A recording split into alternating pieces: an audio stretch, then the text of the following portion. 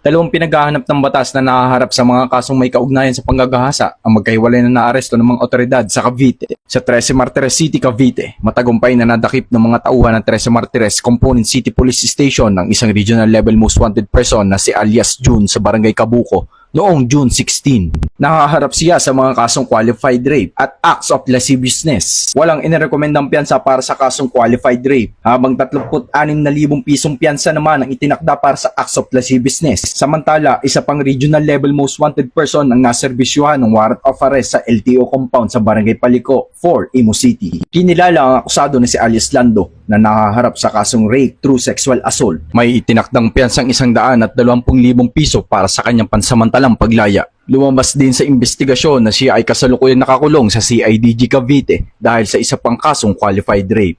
Ang dalawang akusado ay nasa kustodiyan ng mga otoridad para sa kaukulang disposisyon at pagharap sa legal na proseso.